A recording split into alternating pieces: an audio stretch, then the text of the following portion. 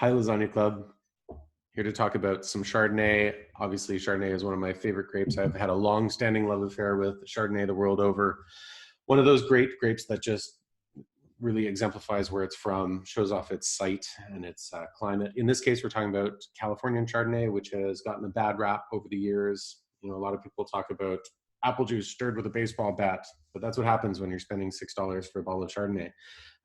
Anything but Chardonnay, the ABC movement, when people come into the restaurant and you offer them a glass of wine, they'll say, I'll have anything but Chardonnay.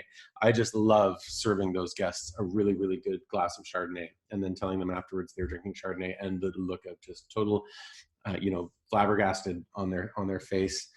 In this case, the Crossbarn Chardonnay from Paul Hobbs, great success story. He's been producing wine up and down the entire North America, South America for a while now, all really crisp, clean, beautiful expressions of whichever varietal he chooses.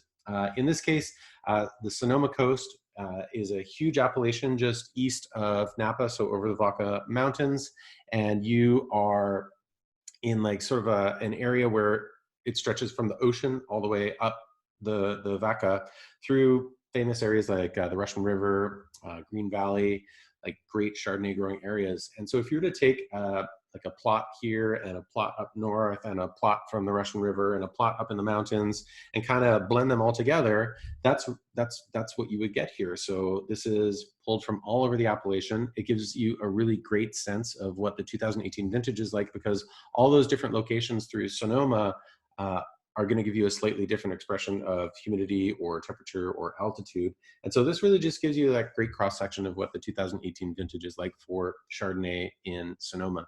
The other great thing about this Chardonnay is that it doesn't really take on any wood. So the only wood that is used here is during the fermentation process. It's fermented in large oak kind of barrels, but then after that, there's no wood whatsoever. So all those buttery flavors are just as a result of the wine's development. And yeah, so you get a really clean, crisp, fresh expression of Chardonnay. It's just beautiful. It's going to be great with, cheeses. It's going to be fantastic with, fish or shellfish or pastas, or quite frankly, just on its own. This is another wine that you can drink cold or you can allow to warm up a little bit to express itself. So the Crossbarn Chardonnay from Paul Hobbs, beautiful wine. Enjoy.